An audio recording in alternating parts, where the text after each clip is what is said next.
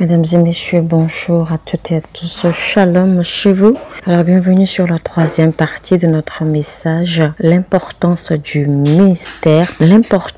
ministère angélique avec le prophète Lovi Elias. Vous ne pouvez pas rencontrer un ange ou croiser un ange et demeurer pareil. Vous ne pourrez jamais avoir un contact avec un ange et demeurer pareil. Et ceci est votre héritage. Ceci est votre héritage parce qu'il y a des esprits que Dieu a prédisposés pour le servir. Et ces esprits, ce sont les anges pour rendre ministère. Et donc, puisque vous avez Christ, Christ et vous, vous fassiez un. Donc, puisque vous avez Christ, Christ et vous, vous faites un. Et donc, tout ce que Christ possède, vous possédez. Tout ce qui appartient à Christ vous appartient également. Cela donc veut dire que les anges vous appartiennent. Les anges sont à votre service comme ils sont au service de Christ. La prophétie, les miracles, les guérisons, les délivrances semble facile pour moi à cause de l'assistance angélique. Vous n'êtes pas appelé seulement pour jouir de la présence du Saint-Esprit. Vous êtes appelé pour également jouir du ministère des anges et même du ministère des saints qui sont encore dans le ciel. Dans ce monde rempli de technologies et de déception, eh bien, nous avons besoin d'un peu d'assistance divine. Nous avons besoin quand même d'un peu de pouce. Nous avons besoin d'un peu d'aide de la part des anges pour mieux savoir comment naviguer à travers ce monde de déception. Alors, quand la Bible dit que la grâce et la miséricorde me suivront tous les jours de ma vie, remarquez que ce verset où c'est écrit n'a pas souligné la grâce de Dieu. Et dans un verset, il est dit que la grâce de notre Seigneur Jésus et l'amour de notre Dieu. Ça, c'est un verset qui a parlé de ça. C'est un verset qui a dit cela. Que la grâce de notre Seigneur Jésus-Christ et l'amour de notre Dieu soient avec nous. Et cela veut donc dire que ces deux expressions sont séparées. Donc, quand l'écrit dit, quand l'expression dit la grâce et la miséricorde de Dieu me suivront tous les jours de ma vie, en fait, ça parle ici des esprits. Ça parle ici d'êtres spirituels qui nous suivront. Et donc, en réalité, ça parle des anges. Donc, cette grâce et cette miséricorde dont l'expression parle, en fait, parle des anges, parle des êtres spirituels, des êtres angéliques qui doivent nous suivre. Alors, quand il parle, on sait que la miséricorde de Dieu existe, la miséricorde divine où Dieu nous fait miséricorde par compassion. Mais ici, il dit la grâce et la miséricorde me suivront. Et là, en fait, il parle des anges. La grâce et la miséricorde dont on parle ici, ce sont des ministères angéliques. Le premier pas pour commencer véritablement à jouir du ministère angélique, eh bien, soyez conscients que Dieu a fait les anges pour être avec vous. Soyez conscients à tout temps que Dieu a fait les anges pour marcher avec vous, pour opérer avec vous, pour fonctionner avec vous. Donc, soyez conscients de la présence angélique autour de vous en tout temps et en tout lieu. Donc, c'est la première étape, c'est le premier pas de conscience qu'il faut faire pour commencer véritablement à attirer le ministère angélique. Donc, commencez à marcher avec cette conscience. Commencez à marcher avec la conscience que vous n'êtes jamais seul. Quand vous transformez quelque chose en un sujet, en point de prière ou en requête de prière, bien cela devient facile pour vous d'avoir toujours la conscience de la présence ou de l'existence de cette chose. Le psalmiste dans le livre de Psaume au chapitre 103 louait Dieu même à la place des anges. Il louait Dieu au point où il invitait même les anges à se joindre à lui pour louer Dieu. Et je vais vous raconter quelque chose. Vous savez, quand j'ai rencontré le prophète Élie, il m'a dit ceci. Beaucoup de personnes pensent que parce que les gens, ou parce qu'elles ne voient pas les choses spirituelles, parce qu'elles n'arrivent pas à saisir physiquement les choses spirituelles, donc beaucoup de personnes pensent que les choses spirituelles sont immatérielles.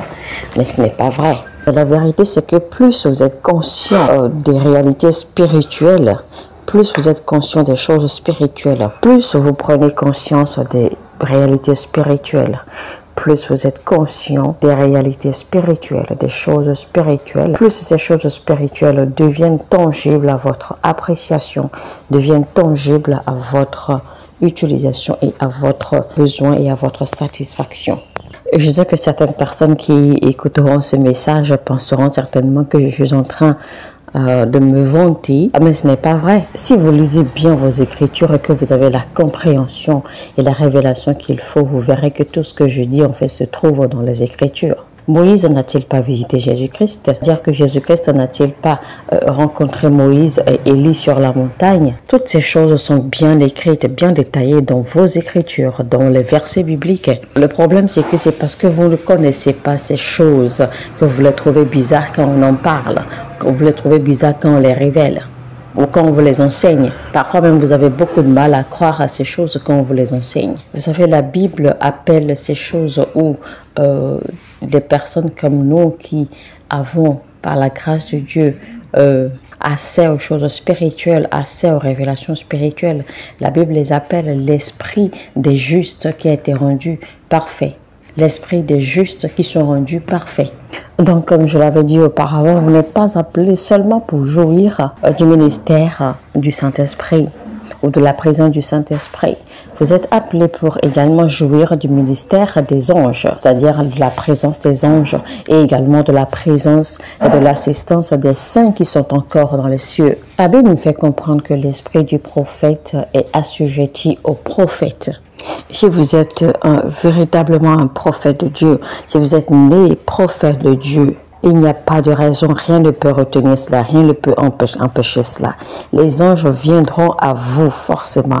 Ils viendront à vous, même sans être invités, ils viendront à vous juste pour vous enseigner certaines choses, pour vous ouvrir à certaines connaissances. Vous savez, une fois avant la construction de notre église, j'étais en plein ministère, en ligne, en direct, quand soudainement je vois notre patriarche Abraham qui m'apparaît là en direct dans le culte, il apparaît. C'est alors qu'il me dit que c'est le moment maintenant de se lancer dans l'œuvre de Dieu. C'est alors qu'il me dit qu'il me donne la grâce maintenant, la grâce dont j'ai besoin pour aboutir ou pour atteindre, pour accomplir les choses qu'il faut au prochain niveau. Et alors, il disparaît après cela. Après cela, mon frère, qui est également prophète, est allé me rendre visite. Alors, il s'est rendu dans le même pays où j'étais. Quand j'ai vu l'apparition de notre patriarche Abraham, il s'est assoupi et le père Abraham lui est apparu également. Donc, le père Abraham lui est apparu et lui dit « Va voir ton frère et demande-lui de prier pour toi, afin qu'il puisse te donner une part, une portion de ce que je lui ai donné. » Parce que moi, je ne peux pas te le donner directement. C'est alors que mon frère a couru vers moi. Il m'a dit, viens de voir le père Abraham. Il m'a dit de te voir pour que tu me donnes ce qu'il t'a donné. Marcher dans l'esprit, vivre dans l'esprit est la meilleure chose.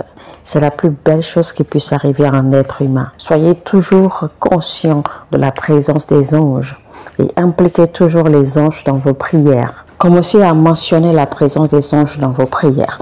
Chaque fois que vous priez, chaque fois que vous vous adressez à Dieu, chaque fois que vous communiquez avec Dieu, chaque fois que vous rendez grâce, rappelez-vous toujours la présence des anges. Remerciez toujours Dieu pour la présence des anges, pour leur ministère, pour leur assistance. N'oubliez jamais les anges, n'oubliez plus jamais les anges dans vos prières, dans vos actes, dans vos actions, dans votre interaction avec Dieu, avec le Saint-Esprit, etc. Ne les oubliez plus jamais. À partir de maintenant, faites toujours mention des anges, de la présence des anges autour de vous. Plus vous serez conscient de leur présence, plus ils deviendront tangibles à votre toucher ou à votre portée. Deuxièmement, mettez de l'ordre dans votre vie. Mettez de l'ordre dans votre vie de la meilleure façon dont vous pouvez. Assurez-vous que l'un des 7 esprits de Dieu vous habite, c'est-à-dire l'esprit de la crainte de Dieu. Assurez-vous d'avoir la crainte de Dieu, parce que c'est l'une des clés ou la clé principale qui activera la présence des anges autour de vous. Les anges ne vous visiteront pas juste une fois en passant, parce que si vous avez vraiment la crainte de Dieu qui demeure en vous, les anges de Dieu viendront et ils viendront en quantité au fur et à mesure. Ils viendront et ils se plairont autour de vous. Parce que vous ne pouvez pas activer le ministère des anges et vous ne pourrez pas jouir du ministère des anges tant que vous ne devenez pas, tant que vous ne posez pas des actes volontaires, des actes intentionnels par rapport à cela. Faites tout possible pour toujours plaire à Dieu dans vos actions autant que vous pouvez. Résistez aux tentations autant que vous pouvez, même si parfois vous tombez, rassemblez vos forces, relevez-vous et demandez toujours à Dieu de vous donner la grâce, que Dieu vous assiste à maintenir le cap, que Dieu vous assiste à être ferme. Faites tout possible pour mettre de l'ordre dans votre vie et dans tout ce que vous faites. Ne vous comparez pas aux autres et n'essayez pas de faire comme tout le monde. Soyez vous-même, parce que votre voyage sur terre n'est pas pareil au leur. Votre destin n'est pas pareil au leur. Vous avez des destins différents, vous avez des parcours différents. Troisièmement, faites tout possible pour éviter des conversations futiles avec les autres et même avec vous-même. Toute pensée que vous émettez constitue une voix dans le règne de l'esprit. Vos pensées peuvent être lues dans le règne de l'esprit. Vos pensées peuvent être décodées. Vos pensées peuvent être entendues dans le règne de l'esprit. Parce que les pensées constituent le langage de l'esprit. Dieu avait dit, rappelez-vous, je connais les pensées que j'ai pour toi. Je connais les projets que j'ai pour toi. Et donc, parce que les pensées constituent le langage de l'esprit, c'est pour cela que le diable peut également vous inspirer de mauvaises pensées. Et en vous inspirant de mauvaises pensées, en fait, c'est une façon pour lui de communiquer quelque chose, de vous communiquer quelque chose, histoire de voir votre réponse ou votre réaction. C'est pour cela que quand Pierre s'est écrié à Jésus-Christ, tu ne mourras pas. Comment peux-tu dire que tu mourras sur la croix? Tu ne mourras pas, maître. C'est pour cela que Jésus-Christ l'a réprimandé immédiatement en criant « Arrière de moi, Satan ». Parce que Jésus-Christ savait pertinemment que ce n'était pas Pierre qui émettait les pensées, mais que c'était plutôt Satan qui émettait les pensées au travers de Pierre. Parce que souvenez-vous, que c'est Pierre qui a dit, c'est Pierre qui a su reconnaître qui Jésus-Christ était. C'est Pierre qui a su dire que Jésus-Christ était le Fils de Dieu. Ne faites même pas à votre propre égard des pensées négatives ou des paroles négatives. N'ayez jamais de pensées négatives à votre égard. Et ne prononcez jamais de paroles négatives contre vous-même. Il y a un proverbe japonais qui dit « Ne déclare pas de paroles négatives contre toi-même parce que l'homme intérieur ou le guerrier intérieur peut t'entendre. » Mais je peux vous rassurer qu'en ce mois précisément, beaucoup de choses marcheront pour vous. Les portes s'ouvriront à vous à cause de l'assistance angélique. L'assistance angélique sera évidente dans votre vie et dans toutes vos activités. Parce que c'est le désir de Dieu que vous expérimentez l'accélération, la réussite, le succès, la vitesse dans les accomplissements, la plénitude de la gloire de Dieu. Mesdames et messieurs, eh bien, nous sommes à la fin de notre troisième partie de notre message, l'importance du ministère angélique avec le prophète Lovie Elias. Alors, je vais vous exhorter rapidement à cliquer sur le bouton j'aime et partager le lien de cette vidéo au maximum. Si vous n'êtes pas encore abonné à cette chaîne, alors abonnez-vous maintenant et activez la cloche de notification afin de ne pas rater les messages que nous publions sur cette chaîne. Sur ce, je vous dis que Dieu vous bénisse et shalom chez vous.